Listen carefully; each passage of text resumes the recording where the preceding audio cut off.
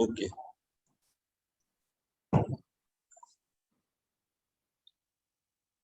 Bismillahirrahmanirrahim. Assalamu alaikum and hello everyone. We are continuing the study that we were doing last time of the book entitled Introduction to Statistical Quality Control by Montgomery. All right, control charts have had a long history of use in US industries and in many offshore industries as well. There are at least 5 reasons for their popularity. Reason number 1, control charts are a proven technique for improving productivity. Reason number 2, control charts are effective in defect prevention. Number 3, control charts prevent unnecessary process adjustment. Number 4, the control charts provide diagnostic information. Number 5, control charts provide information about process capability. After that, we have the next para saying control charts are among the most important management control tools. They are as important as cost controls and material controls. Modern computer technology has made it easy to implement control charts in any type of process, as data collection and analysis can be performed on a microcomputer at a local area network terminal in real time online at the work center. Some additional guidelines for implementing a control chart program are given at the end of chapter 7, which we are not reading because Dr. Nurul Amin, Mr. Jawad is supposed to lead this particular group, and he has requested that we may study because we are not in this area. So we are studying, and then hopefully I will request him. I hope next time he will join. So he's an expert in this area. And he said that we need to read chapter 5. So we are not going to read chapter 7. We need to get on with the actual work. So, but first, it is important, of course, that we have some idea of what is control, quality control or process control. Okay, so choice of control limits, I think Dr. Ali Dr. Raza. Salia. Wa alaikum salam. Assalamualaikum. We are waiting for you, Dr. Sharka. And in the meantime, Yes, I've I started. joined a little bit before. Thank you so Now, much. thanks We a have lot. done all these topics in last meeting. Yes, let me read just the headings and then I will hand it over to you because Mr. Jawad has joined Okay. and he needs to know a little bit also. Thank you so much. So I was saying that after those Welcome. things, thanks a lot. Now he's talking about choice of control limits. Specifying the control limits is one of the critical decisions. You see, we need to know what is important. So even if we read it 2 times, it's worthwhile. It's one of the critical decisions that must be made in designing a control chart. And then he talks about type 1 error, type 2 error. I will not go into that. After that, he says for the X-bar chart shown in figure 5.3, where 3 sigma control limits were used, if we assume that the flow width, he is giving one particular example in which this term comes in.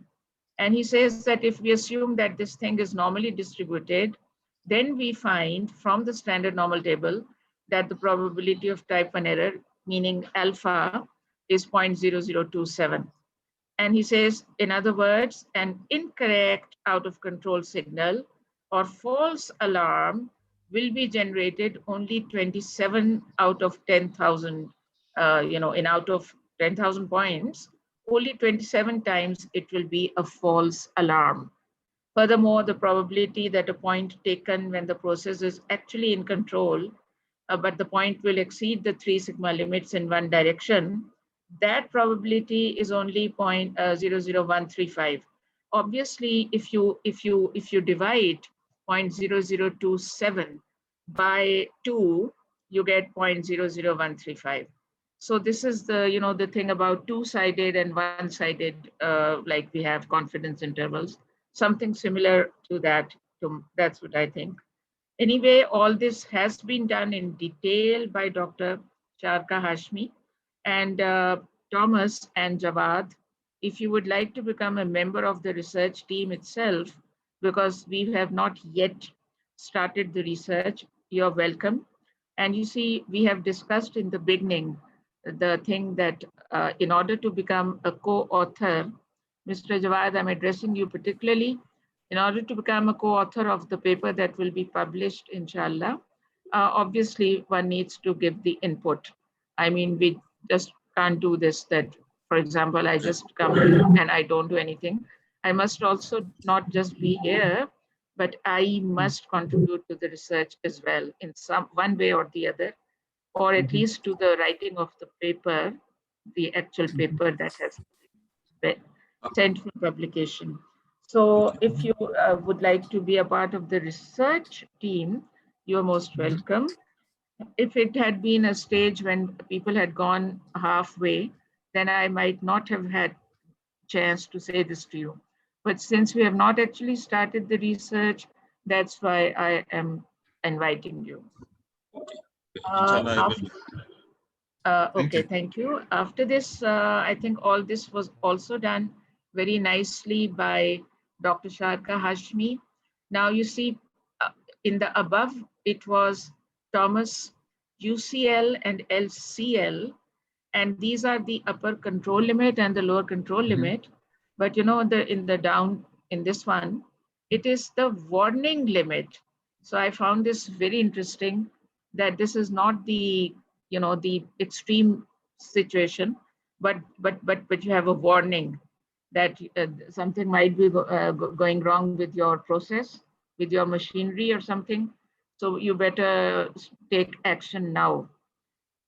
So after that, I think Dr. Sharka also talked about sensitivity. And let me take the opportunity to read it again. The use of warning limits can increase the sensitivity of the control chart.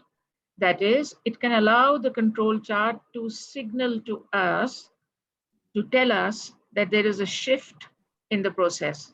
You see, this signal will arrive quickly, more quickly than the UCL. UWL are, these two limits are narrower than the upper and lower control limits. The control limits are wider, I believe, and these are narrower. So if a point exceeds the UWL, then we are warned earlier than if it had exceeded the UCL. Maybe I'm right. This is what I think. Maybe I'm wrong. This is what I think. But if you think it's wrong, then please interrupt and please say what you think. One of their disadvantages is, you know, the disadvantage of the warning limit is that they may be confusing to the operating personnel. This is not usually a serious objection.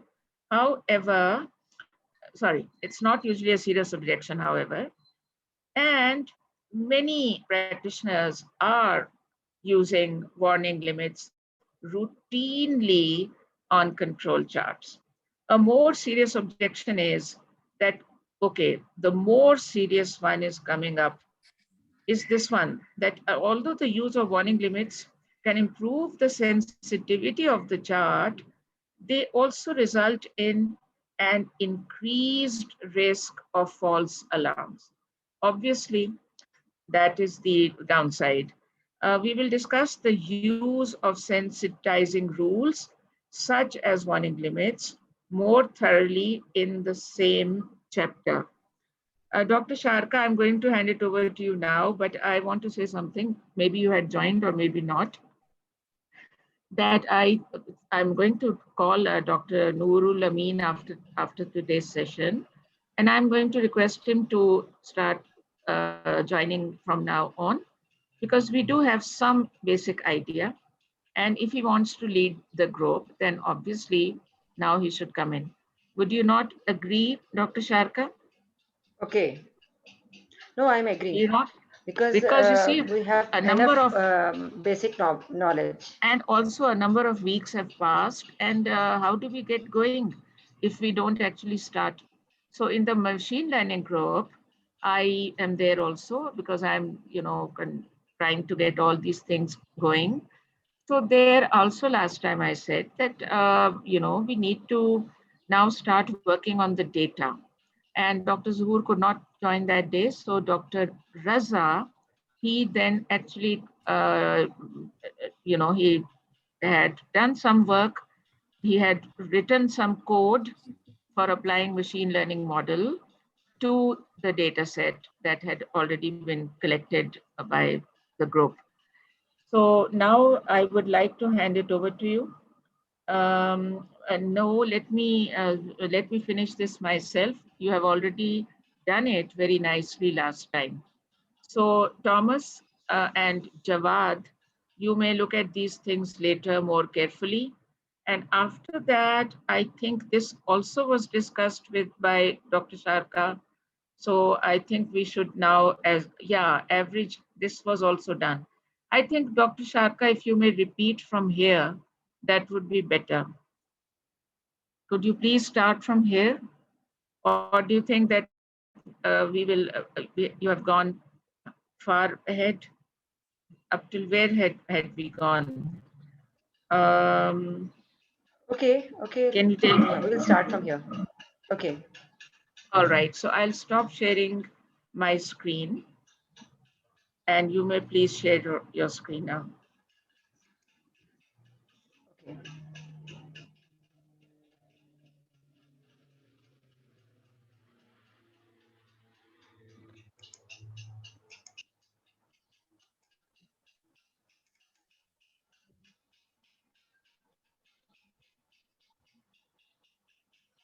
All right, Sample thank you. size and sampling frequency.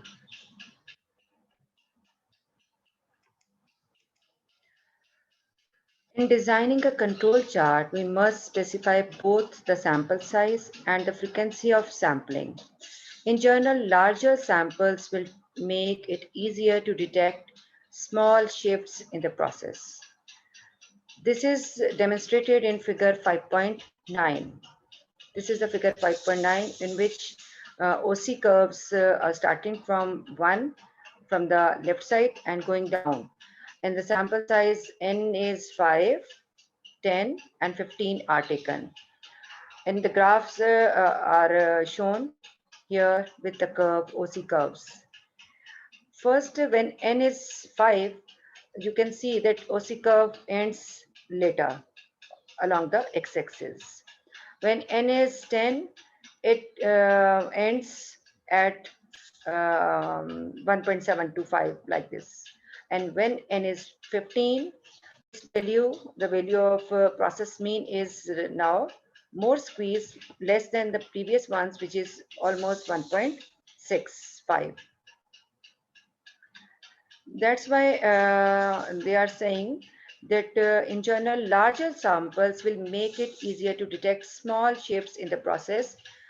This is demonstrated in this figure, where we have plotted the OC curve for the mean chart, X bar chart. In figure 5. Where we have plotted the operating system characteristic curve for the X bar chart in figure 5.3 for various sample sizes. 5.3.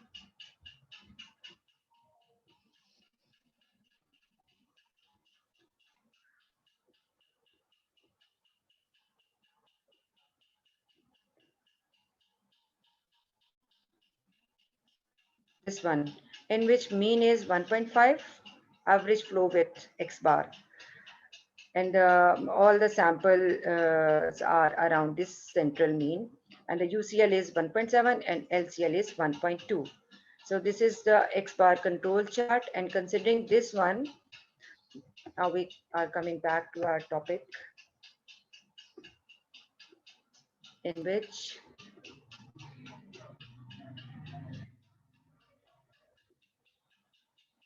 this one, X bar chart in figure 5.3 for various sample sizes. I think it's not 5.3. It must be 5.9. What do you say? Because in 5.3, okay, it was also a control chart. Dr. Ali Raza and Thomas, I'm it's not the various only one sample who's going sizes. to... Hello? Can you hear me? Yeah. I think you should Anita. also It must be please, 5.9, I think. please, Dr. Ali Raza and Thomas, could you Yes. please give input here? You don't, please, I don't have to talk all the time. Okay. You must give your input. Okay. Hi.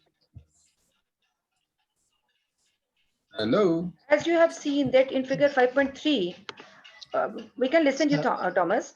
I'm saying here that figure 5.3, in which a single sample size is considered and different samples are taken, and the central value, the mean value, the X bar is 1.5. And in this 5.9 figure, you can see there are 3 different sample sizes are taken, 5, 10, and 15. And operating characteristic curve, OC curves, are constructed. Note that the probability of detecting a shift from 1.5 micron to 1.6 micron, you can see the central value is this one, which is 1.5 in the figure. And it is now shifted from 1.5 to, they are saying, 1 point, from this one to 1.65, which is here. It's shifted from this point to here. And the sample size is taken as 15, n is equal to 15 in this case. This one, as n increases. Okay. When the next point is, when choosing a sample size, we must keep in mind the size of the shift that we are trying to detect. If we want to shift 1.5 to 1.8, then we must take the small sample size. And if we want to shift 1.5 to 1.65, then n should be selected as 15. So we have to choose sample size accordingly. If the process shift is relatively large, then we use smaller sample sizes than those that would be employed if the shift of interest were relatively small. Okay, is it clear to all of you? Yeah, This if one. I might contribute. Because you can see, yes, you may, please. So statistically, I think the bigger the sample size, the more precise the estimate or the mean. And I think what the graph is showing us is the more the more samples we take, ideally the n will be bigger. So if we're getting the average, it will be more precise. The probability of actually getting 1.5 sort of increases, as opposed to when we take small samples, then there is a lot more variability. When we take very small samples, like if n is 5, there is a high chance that we might even be able to get biased data.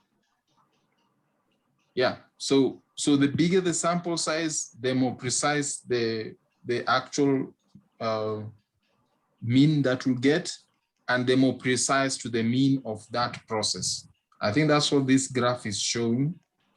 That's what I understood when I read it. Yes, you are right. 1.5 to 1.6, it's more precise, and n is 15 is considered here. Yes, Dr. Aliza. Dr. Shaka, thank you. I want to say about this sampling method.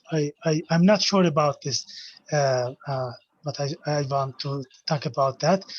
I think at the first of the process, we try select some samples at first, for example, 5, like a window of the process. You know, if we want to make a sampling of the process, we have to select a small sample of the process at first. But if we increase the window of the selection of the sample, maybe our process does like very controllable. But if we decrease our sample in the each window of the process, maybe we see that the chart is like out of control. Okay, I'm not sure for this comment. Can you talk about that? Whether we use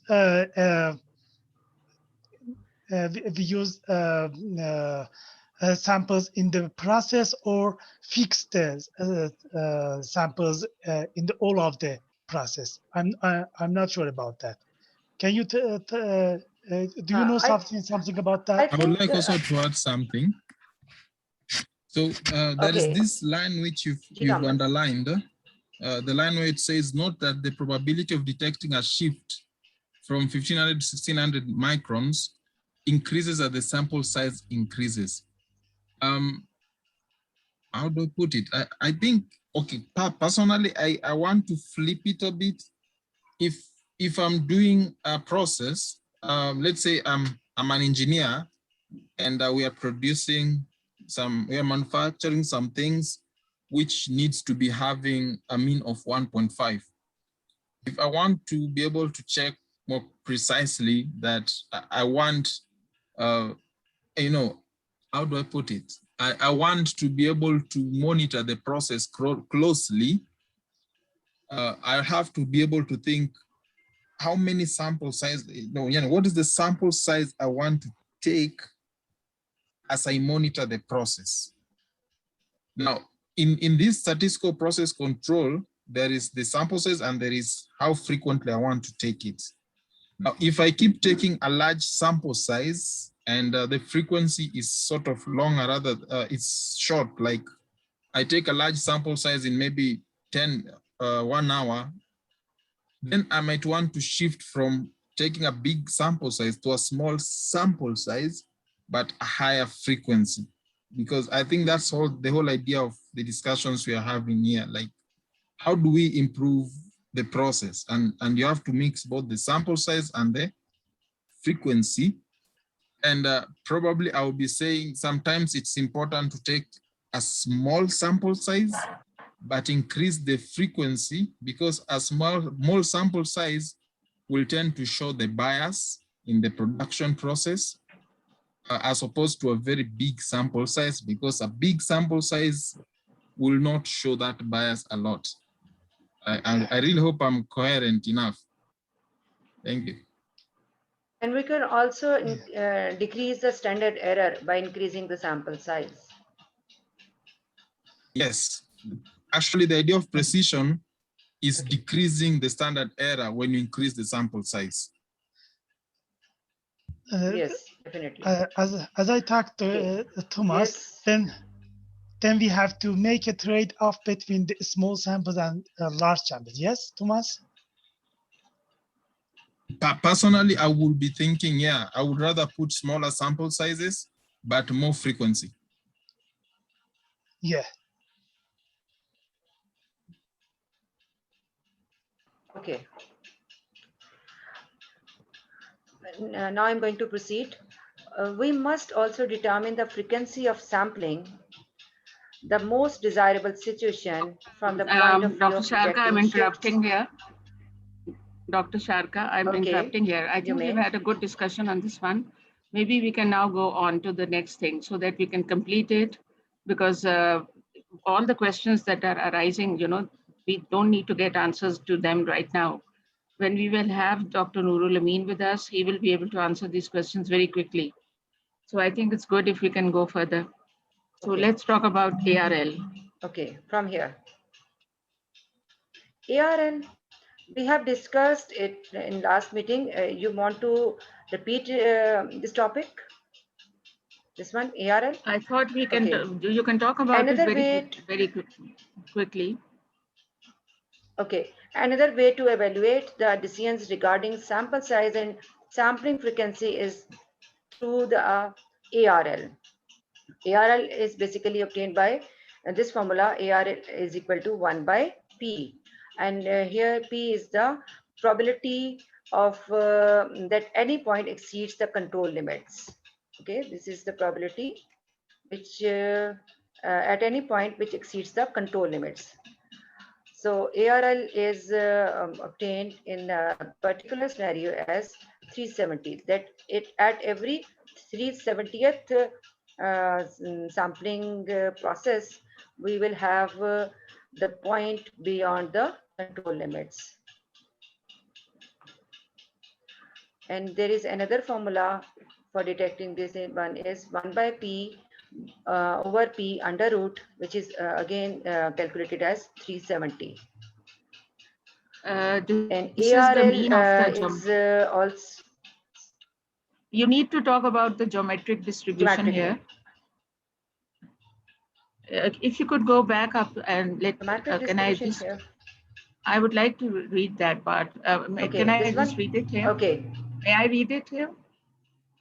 okay, For it, okay. could you go up a little bit more backward? Okay. So the use of average run lengths to describe the performance of control charts has been subjected to criticism. Please, in recent years, the reasons for this arise because the distribution of run length for a Shewhart control chart is a geometric distribution. Consequently, there are two concerns. Number one, the standard deviation of the, actually, Dr. Sharka, you need to move it further. Yes, please move it more, a little more, please. Yes, please. Thank you. Number one, the standard deviation of the run length is very large. And number two, the geometric distribution is very skewed. So the mean of the distribution is not necessarily a very typical value of the run length. This is the criticism that has been given for the geometric distribution. So then we don't need to read the rest of it because that is explaining that same thing. After that, down at the end of the page, we find the other one. One was ARL, the other one is ATS. Please, Dr. Sharka, tell us again one more time, what is ATS? It is also occasionally convenient to express the performance of the control chart in terms of average time to signal. ATS stands for average time to signal. If samples are taken at fixed intervals of time that are h hours apart, then the h is the common interval which is going to be taken, and h is multiplied by ARL, which we have calculated already, and multiplied, the answer would be ATS, average time to signal. Consider the hard bake process discussed earlier, and suppose we are sampling every hour. It means after 60 minutes we are going to monitor. So equation 5.3, which one, this one, ATS is equal to ARL into H, indicates that we will have a false alarm about every 370th hours on the average. Because the H is equal to 1. 370. Here H Yes. is equal to 1 because Yes. they are sampling every hour. So it's 1, H is 1. So ATS here is equal to ARL Yes. into 1. So that is 370 into 1, and that is 370. The same result, because Right. because of H interval is 1 hour. Yes. Now consider how to control performs in detecting shifts in the mean. Suppose we are using the sample size of 5, and then when the process goes out of control, the mean shifts to 1.725 microns. We have seen in the figure that when n is 5, the shift is 1.725.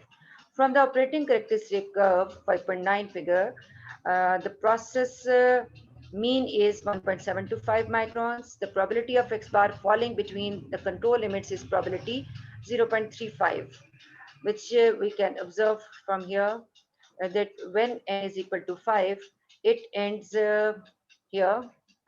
Let me erase all these points from here. Okay.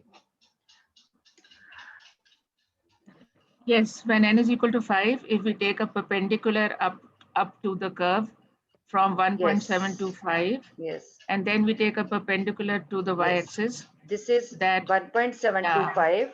yes, It touches from here, and 0.35. and this is the point. Now there is an error in the graph Yes, this also, one. because there is an error because this is not 0.35, it is actually 0.3.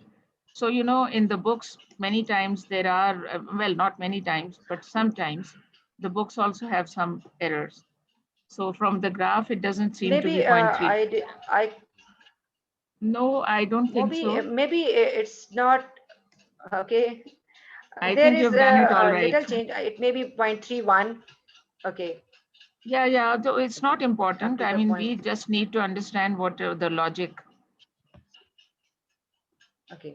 Therefore, P in the equation 5.2 is 0.35, and the out of control ARRL called ARL1, which is 1.35, which is calculated as 2.86. So 2.86 is multiplied by 1 hour, and ATS is 2.86 hours.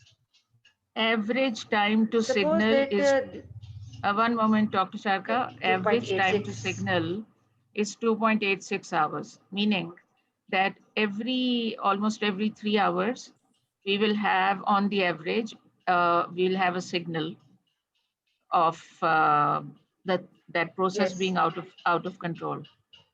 Yep. Out of control. Yes. Okay. Suppose that this is unacceptable because the production of wafers with mean flow width of 1.725 micron results in excessive scrap costs and can result in further upstream manufacturing problems. How can we reduce the time needed to detect the out of control condition? One method is to sample more frequently. For example, if we sample every half an hour after 30 minutes, then the average time to signal for the scheme is H is now considered 1/2, and answer is 1.43. That is only 1.43 hours will elapse on the average between the shifts and its detection. It means system or process can tell you after 1.43 means 1.5 hour. After every 1.5 hour, it tells you about the about the out of control alarms. Yes. That you Now can I control. want to. You may control your give. process timely. I would like to give input here, please, Dr. Sharka. The thing is that obviously the smaller the time, like half an hour, if we do, we get it a smaller time for that. But now it's a matter of cost. You know, it's costly to sample so many times so quickly. Similarly, the second point that you're going to tell us quickly just now, in that also it is a matter of cost, because it's not easy to increase the sample size. Everything costs money, so that's where they have to strike a compromise. The amount, they have to strike a compromise between that and this. Next, please. You are right. Okay. Next is, if we are going to take sample size n is equal to 10, then figure 5.9 shows that the probability of X bar falling between the control limits when the process mean is 1.725 microns is approximately 0.1. So P is equal to 0.9. So come to the figure, this one, n is equal to 10. Now I'm taking the second. This is n is equal to 10, 1.725. Yes. This one. Just that, this much. At this point. And it's 0.1. You will have to draw it on top of the blue one. Yes. So it will be 0.1. Yeah. Yes, it must be. Okay, it's 0.1. Right. So probability is 0.1. This one. 0.1, approximately 0.1. So that the P is equal to 0.9. And from the equation, 0.9, it must be 0.1. You see, Dr. So Sharka, from it's where all right. Dr. Sharka, obviously Why? P is the complement. P is the complement of that 0.1. So 1 minus 0.1 is 0.9. Here, Point. here So we that's But we fine. used, use a here we different one the used other time. P is equal to 0.35. In the previous example, we used P value as it is 0.35 and we got the 2.86. And now I'm using, I must use here 0.1 instead of 0.9. I think so. What do you say? But you see, you're right. What you're saying is important. Either they have made a mistake previously or they're making a mistake now. What is the sentence? It says the probability of One X must be, bar yes. falling between the control limits is 0.1. So P is the probability of the thing falling outside the control limits. So it is 0.9. So previously, if you go back to that first one, let's read Then that sentence. Here it says, where it says 0.35. same. If you can, one moment, where is that sentence? If you go further up, yes, let me read it. The probability of X bar falling between, yeah, you're right. So here I think they are making a mistake. Here it should not be 0.35, it should be 0.65. If you could use your You are calculator right. just now, could you use your calculator, Dr. Sharka, open your calculator and divide 1 by 0.65. Maybe you get 2.86 and so then it's all right, except the typing error. Divide 1 by 1.53. sorry. That you divided by 1.53, 65, okay. 1.54. Yeah. So they have divided by 0.35 and then your question is very valid. Over there, they have used that probability and downstairs they're using the complement. So we can put While the this statement question. is same one. So we'll put the question to Dr. Noor. We can do that. So now let's go on. Okay. If we sample every hour, the average time is, they are using the same figure 1.11 and multiplied by Allow me to 1. The contribute answer is something. 1.11 up per hour. Yes, please. Okay. Dr. Sharka. Yes, please. Well, if you go back to figure 9, Dr. Sharka, Go back to the page figure. 192.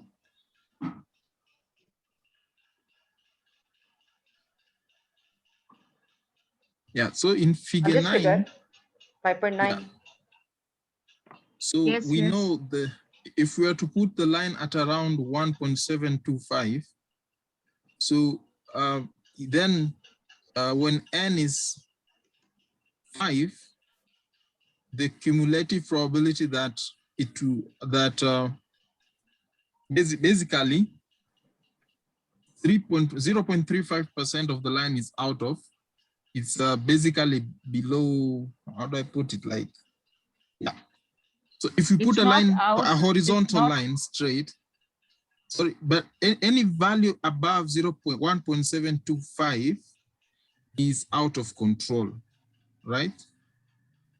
So the lower part of that curve is out of control. The one that goes up to 1.8, because you've been told the UCL is 1.70. So going any line past 1.725 is out of control. So in the first instance where we've used for 0.35, I think we are correct. In the second instance for out of control, I would have expected it just to be 0.1, not 0.9, if I'm to use this graph. So I do agree there is some slight change. I think we should have used 0.1 for it to be out of this graph. I think it Because, should be 0.65 and 0.9. Anyway, let's not discuss it more. Let's go further. We can talk about this with Dr. Noor. okay. Okay. So today's topic is rational subgroups. A fundamental idea um, in the use of control charts is the collection of sample data according to what Schuhart called the rational subgroups concept. To illustrate this concept, suppose that we are using an X bar control chart to detect changes in the process mean.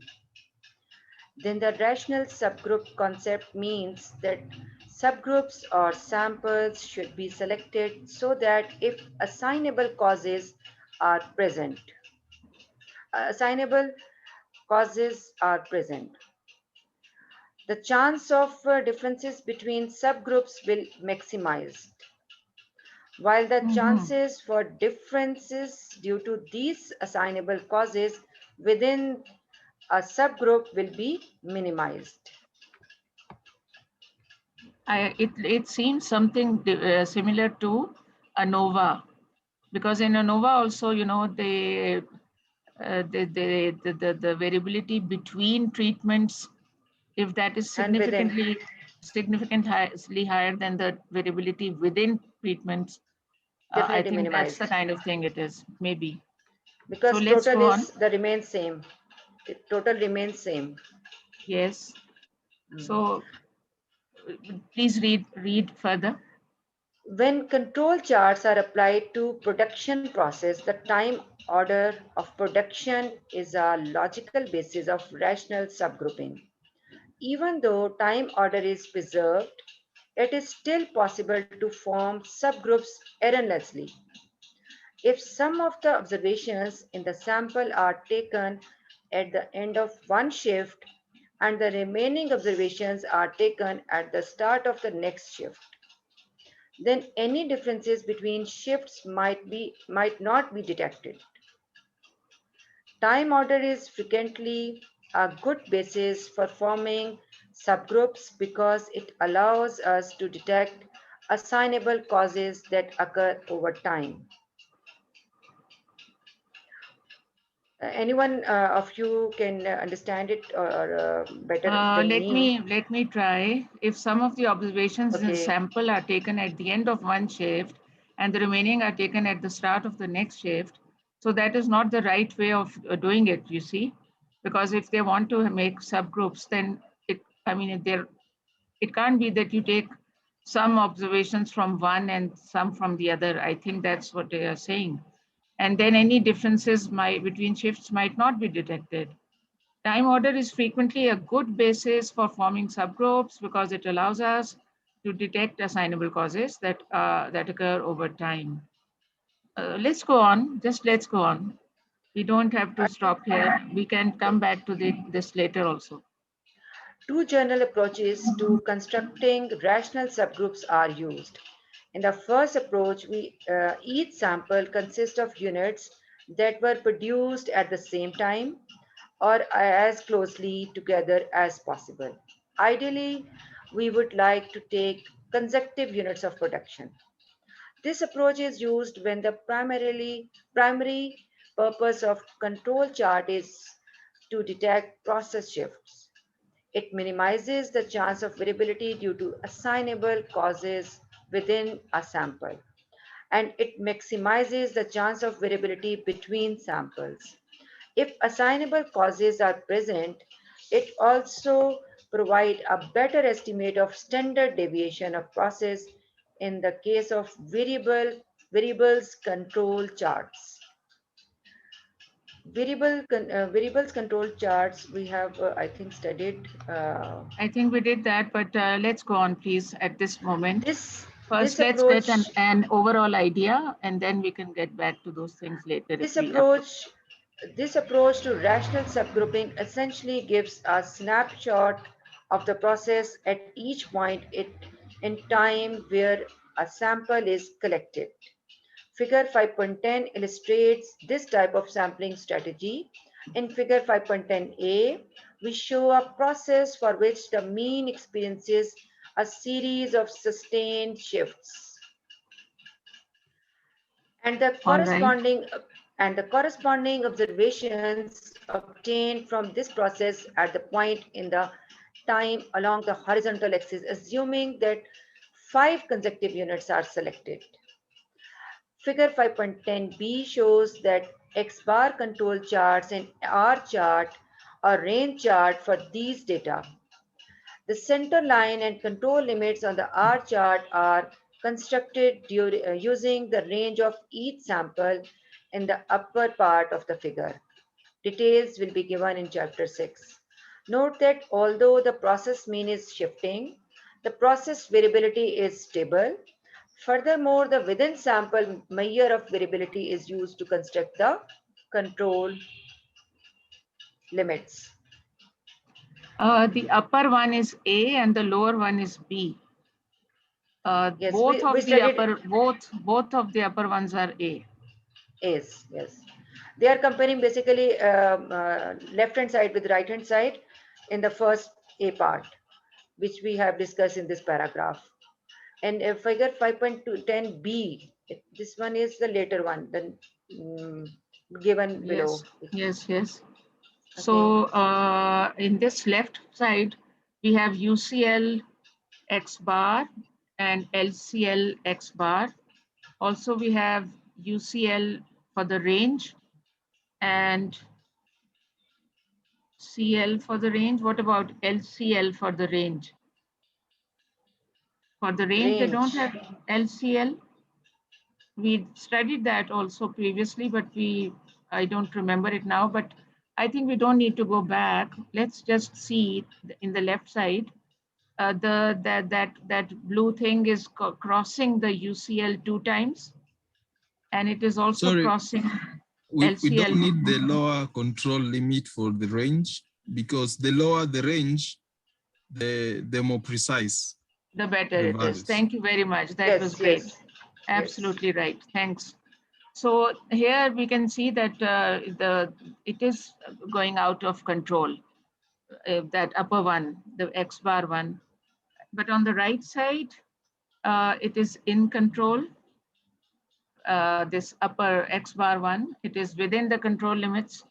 So what is the difference between the two? If you could just read what is written under the graphs. Probably before she reads, I'm really hoping I'm understanding it correctly. So those are the samples, right? The dots in the part A are the samples, right? Right. And then the one dot in part B is the mean for that sample. Right.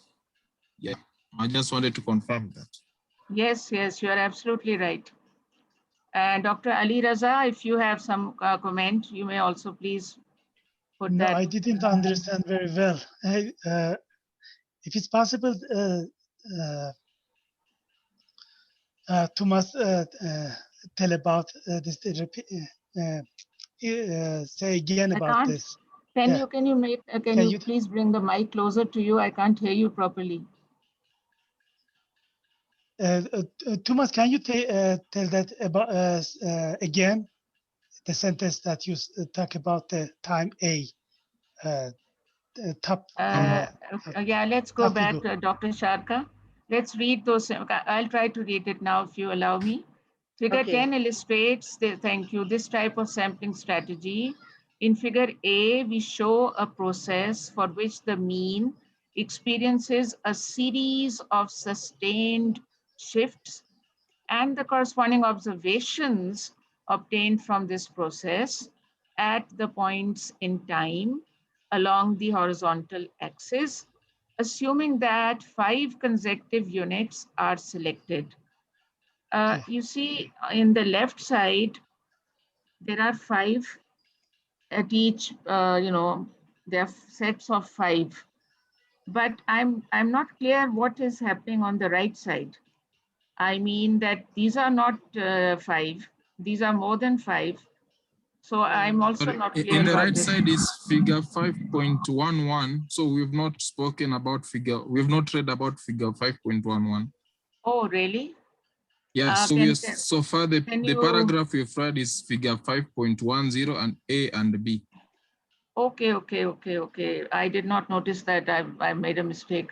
Can you bring it down, Dr. Sharka? I want to see what is written under the figure. Figure, okay, I got it now. That was my mistake. Thanks a lot. So Dr. Ali Raza, at the moment, we only have to look at the left side. The upper one is the A and the lower one is the B. And the 11, figure 5.11 will come later. So here it is correct. There are 5 points. Now, Dr. Sharka, you need to get back to the sentence. I want to go back to, the sentence one more time, please. That in figure 10.A, we show a process for which the mean experiences a series of sustained shifts, and the corresponding observations obtained from this process at the points in time along the horizontal axis, assuming that 5 consecutive units are selected. All of this explains this top figure of the left side. After that, the next sentence, figure 10B, shows the X bar control chart and an R chart. That's right, that we saw downstairs there. Now the center line and the control limits on the R chart are constructed using the range of each sample in the upper part of the figure. Now in the upper part of the figure, it seems to me that the ranges of these sets of 5 are the same. They don't seem different. What do you think, Thomas? These 5 points on the in the upper diagram, are they not all equally wide? So why does he say, that they're as if they are different ranges? Dr. Salia, because the range is read from here. The range of this one is, for example, 2 to 4. The range of this one is 4 to 7, maybe. No, but from the what I see, it looks like they're equal. But you know what you should do? If you may increase the size of this page, if you could click on plus on the top 3, 4, 5 times, if it becomes much bigger, then even it seems to me, yes, thank you, that they are equal. All of them seem to be of the same width. Yes. All of the, you can see that. So let's get back to the sentence again, regardless of our observation. That upper sentence, okay. That the center line and the control limits on the R chart are constructed using the range of each sample in the upper part of the figure. Details will be given in chapter 6. So we don't have to go there now. Note that although the process mean is shifting, the process variability is stable. Now, this is exactly what I'm saying, that the spread of all of them is the same. So he is saying that the process variability is stable. Furthermore, the within sample measure of variability is used to construct the control chart. Limits. Control limits. Note that the X-bar chart in figure B has points out of control corresponding to the shifts in the process mean. That's what I observed, that, this lower one on the left side, it is crossing the upper control limit and also the lower control limit, the X-bar chart. But of course, the range one is not crossing. The R1 is very much in control. And that is because they are, almost, as he has written, it's a stable process as far as variability is concerned. So now, please, you can go on. How much more do we have in this chapter, Dr. Sharka? If you may go fast, if you just go fast, analysis of patterns on the control charts. Just let's read the headings only first. I just want to have an overview Okay, all right. Next, discussion for sensitizing rules for control charts. And next,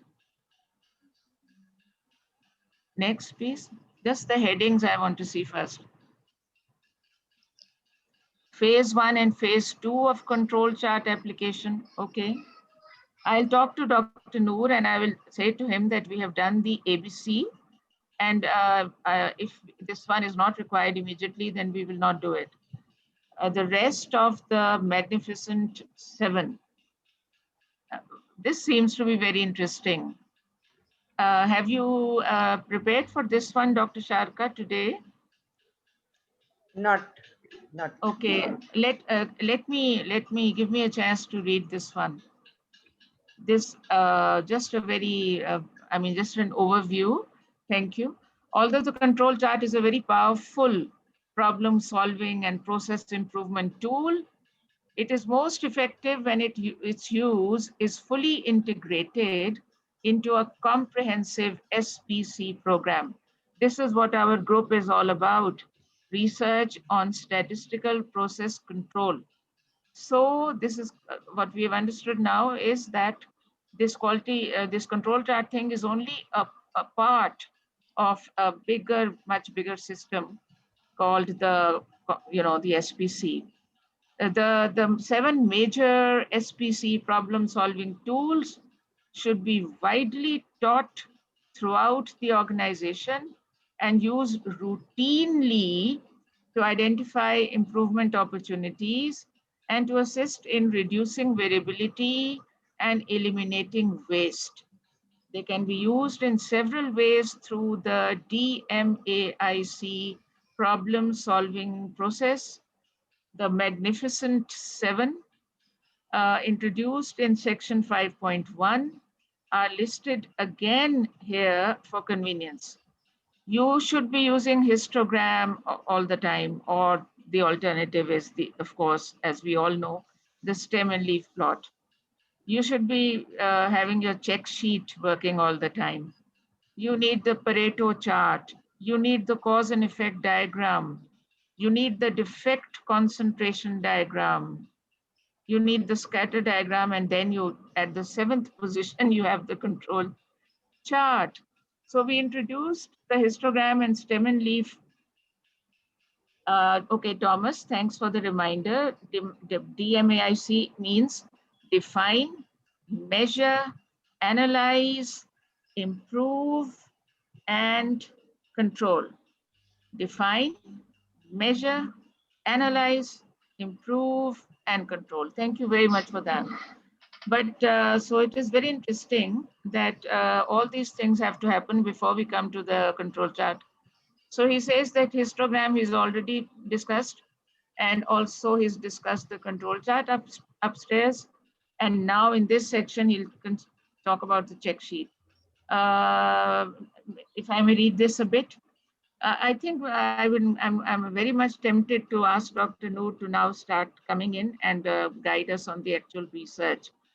But let's read the check sheet. In the early stages of process improvement, it will often become necessary to collect either historical or current operating data about the process under investigation. This is a common activity in the measure step, the second step of DMAIC. A check sheet can be very useful in this data collection activity. The check sheet shown in figure 16 was developed by an aerospace firm engineer who was investigating defects that occurred on one of the firm's tanks. So we can look at that later. We don't need to look at it now. Okay, interesting. All right, it's here only. I thought it was upstairs. It's right here.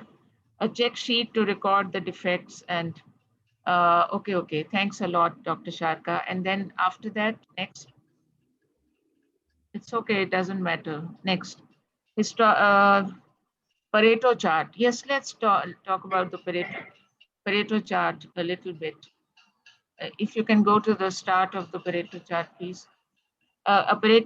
Pareto chart is simply a frequency distribution or histogram of attribute data arranged by category. Pareto charts are often used in both the measure and the analyze steps of DMAIC. So here, for example, whatever things are there, they are the attributes, and the 36, 34, etc. are the frequencies of this chart. And they put it in descending order. Otherwise, there's no reason to put it in descending order. But I think that must be the convention.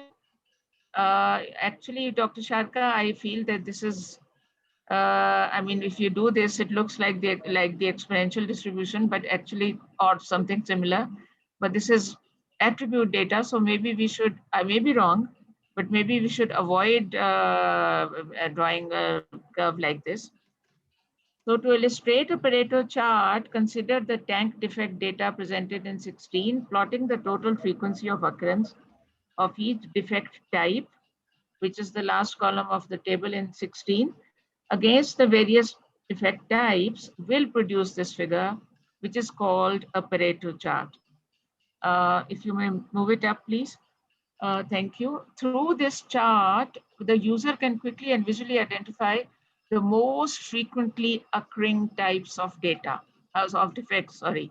So if you look at this chart, the first three, they have very tall bars. So they are the first three. And then also two more, which are not so much, but still 17 and 13. The rest of them are probably not so important, or at least we can say that they occur less frequently. Next, please, next para, next line. What was it? The user can quickly and visually identify the most frequently, no, it's up, the upper paragraph still. The most frequently occurring types of defects. For example, figure 17 indicates that incorrect dimensions, parts damaged, and machining are the most commonly encountered defects. Thus, the causes of these defect types probably should be identified. The key word here is causes.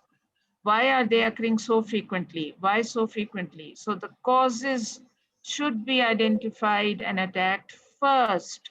The word first should be underlined because obviously in any factory, in any industry, they will first look at those only which are occurring most often. Note that the Pareto chart does not automatically identify the most important defects. See, I corrected my sentence myself and he said it now. The ones which are occurring less frequently are not necessarily the least important.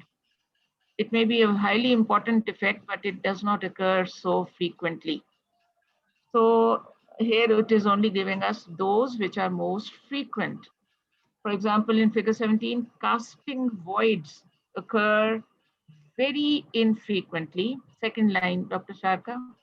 Casting voids occur very infrequently. How? Only 1.2% of the time. However, these are very important because voids could result in scrapping the tank, a potentially large cost exposure, perhaps so large that casting voids should be elevated to a major defect category.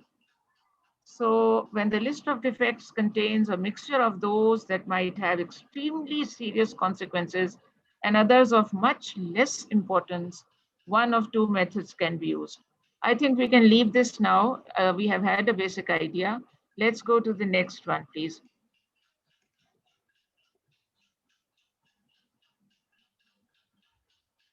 Next one. These are all the Pareto charts. Pareto charts, but let's do the next one now. Cause and effect diagram. Once a defect, error, or problem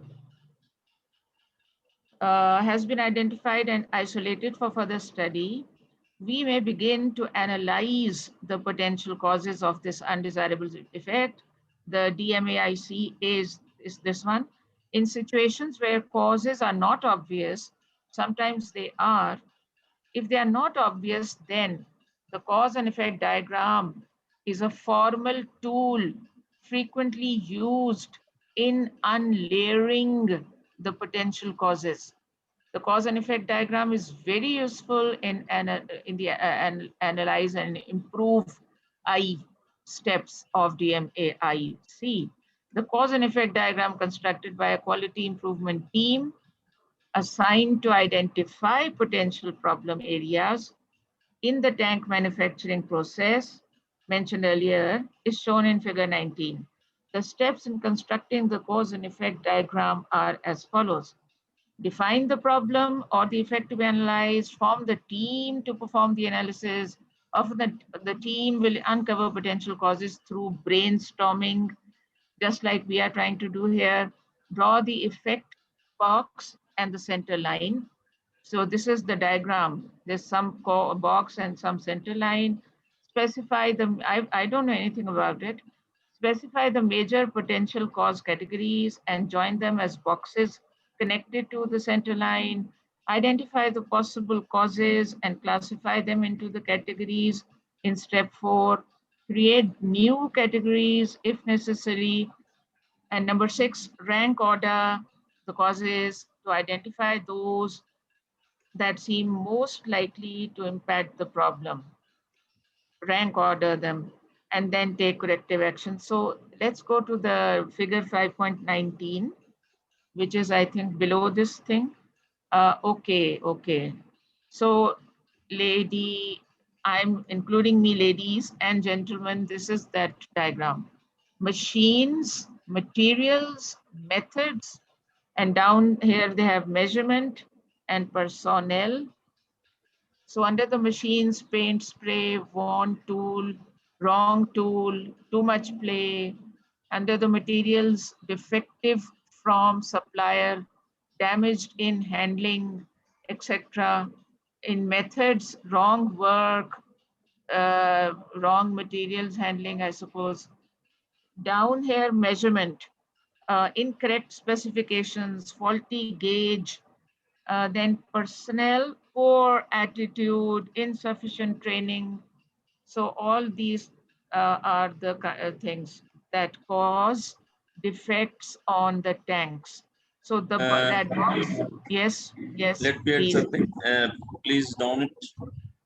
Scroll down. This is also called fishbone diagram.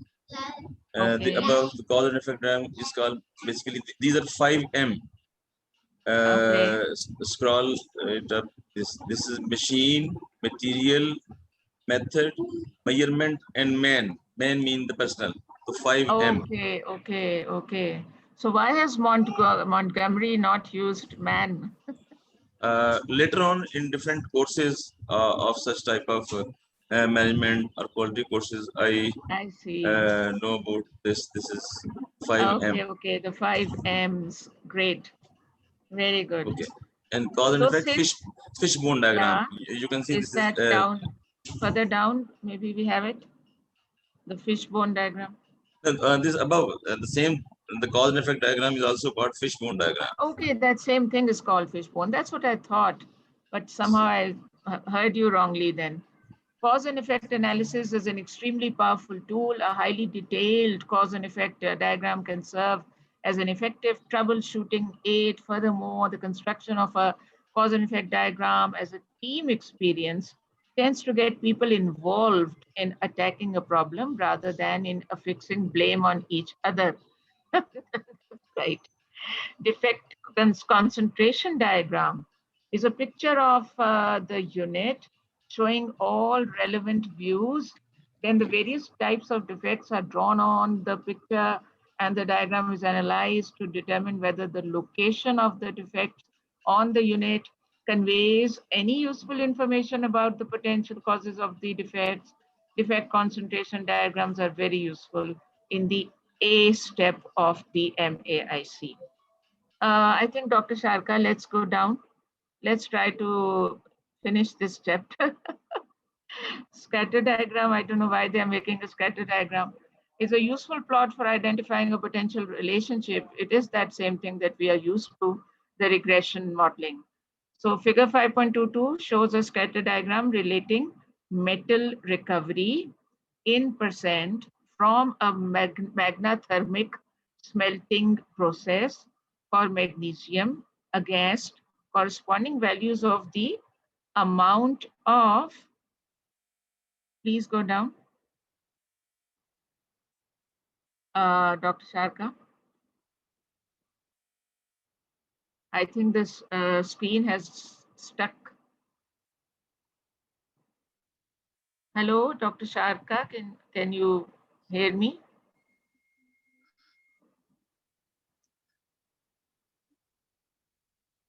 Dr. Sharka, I can't hear you.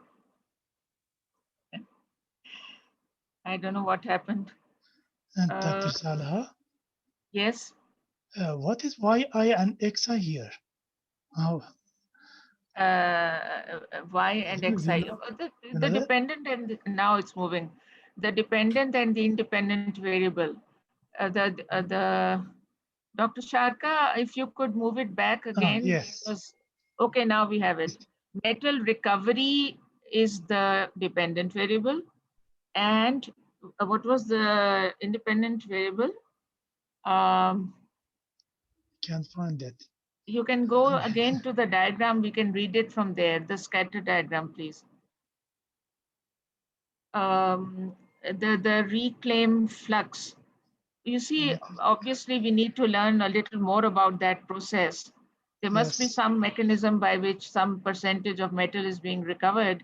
So when both variables are quantitative, then obviously we can go for regression modeling. So let's go. Yes, let's go down again further down. Okay, what do we have after that? We have implementing SPC in quality improvement program. I don't think we need to read this. Let's go down further. Let's go down. It's okay. Please keep going. All right, an application of SPC. I think we should read this one. So if you allow me, I can read this, but can you make it bigger? A little bit size bigger. The plus sign, please. No, you needed to click on the plus sign, please. Yes. So let me read from that start of that, but that's too much. That was sufficient. All right. No, not this one. This one, an application of SPC. Yes. In this section, we give an account of how SPC methods were used to improve quality and productivity in a copper plating operation at a printed circuit board fabrication facility. This process was characterized by high levels of defects, such as brittle copper and copper voids, and by long cycle time. The long cycle time was particularly troublesome as it had led to an extensive work backlog and was a major contributor to poor conformance to the factory production schedule. Management chose this process area for an initial implementation of statistical process control. The DMAIC approach was used. An improvement team was formed consisting of the plating tank operator, the manufacturing engineer responsible for the process, and a quality engineer. All members of the team had been exposed to DMAIC and the Magnificent Seven in a company-sponsored seminar. During the define step, it was decided to concentrate on reducing the flow time through the process, as the missed delivery targets were considered to be the most serious obstacle to improving productivity. The team quickly determined during the measure step, further down, please.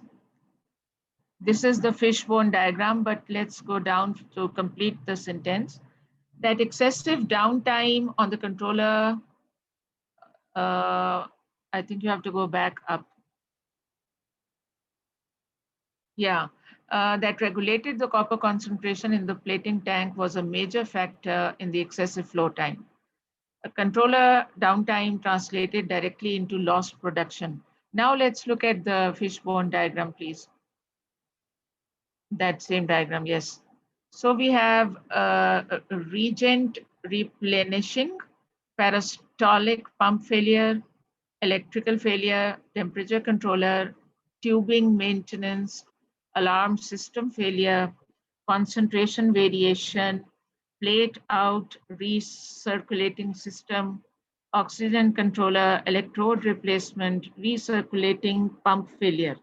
So all these things give you the controller downtime, which is the problem. So here I don't know all these things, but for example, motor failure, I can read burned out heater, bad thermistors, etc., etc. Lockout in the alarm system failure, it says lockout. Downstairs, we see deformed tubes, plates out. I don't know what that is, but These are all possible flaws which may occur. Exactly.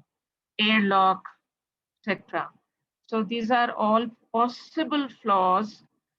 As you said rightly, not every one of them might have occurred, but you say that these are, they jot down every possible flaw, right? Okay. Yes, these are basically cause and effect. The main things are effect, and if you see the last one, recirculating pump failure, then what are the causes of this? This is impeller airlock, and similarly, if you go back, electrode replacement, and the cause is this cause and its effect, and main result is the controller downtime. Controller Okay, is so you're saying that all these boxes which are on the top and on the bottom, yes. they are This also is they are not the causes, but they are the effect.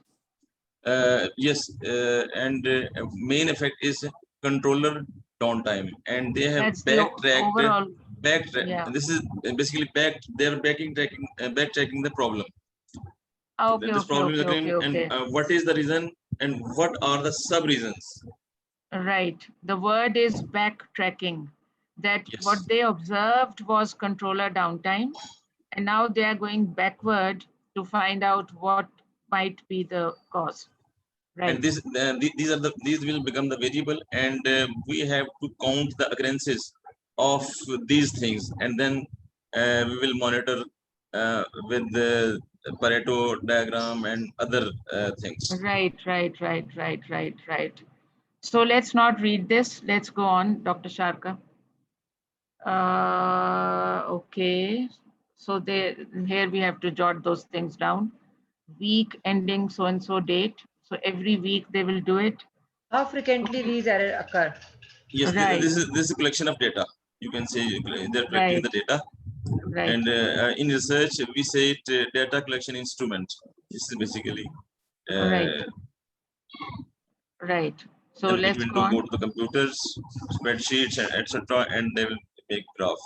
There you are. You have that Pareto diagram again. Next, please. Pareto of, percent of downtime. What's the difference between this one and the previous one? 38, 30, 13, 13, 6. Pareto analysis for concentration variation. Okay. If you go to the previous one, controller failures. For each type of flaw, they are making the Pareto diagram. Okay. Because they have collected data weekly.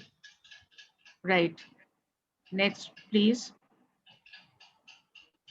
Okay, keep going. All right. What is this? Sample date.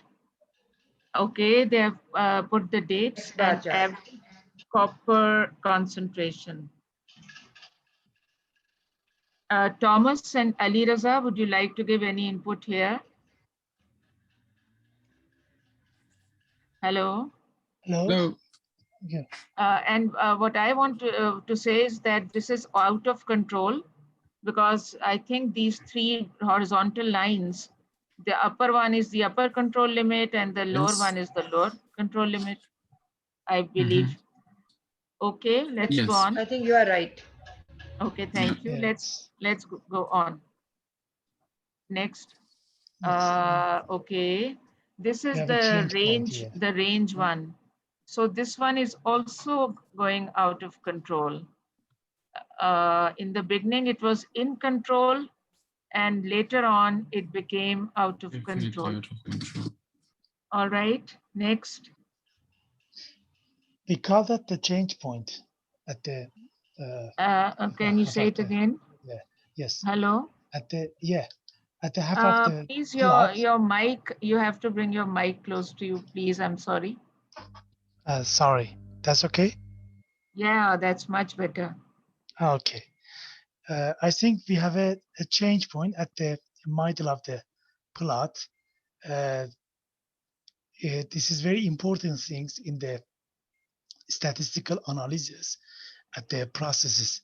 We have to find the point that our distribution of data is changed. I think, Right. yeah, I Right. think there is a very good one here in this plot. Yes, you're right, because it's to the left of this red line that Dr. Sharka has drawn, they are all they're behaving very, very nicely.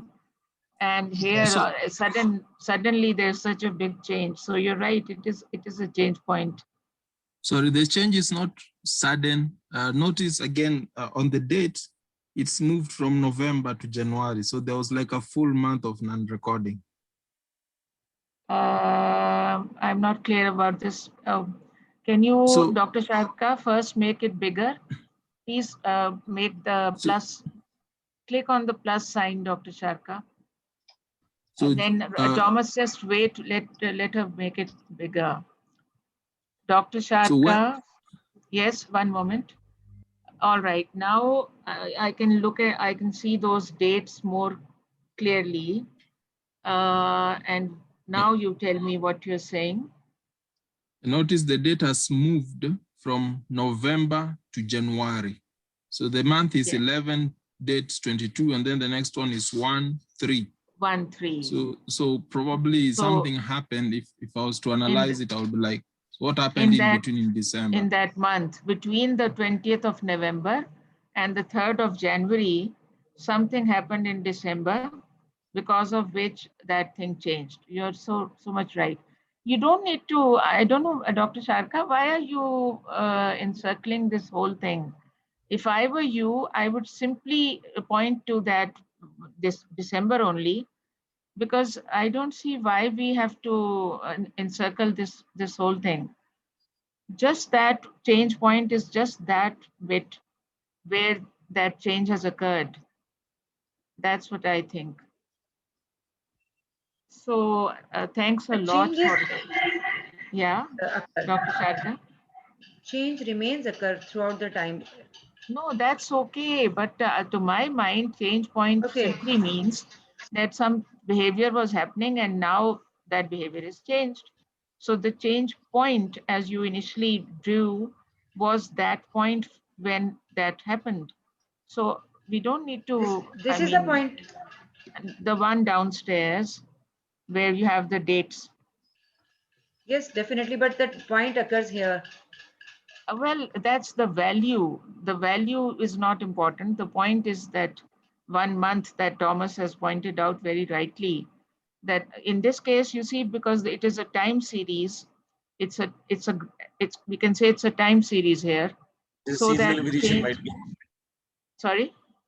Might be it is seasonal relation, but when we will study what is in production, the copper concentration, then we can find. I think at this point, we should just concentrate on one concept, that's the change point.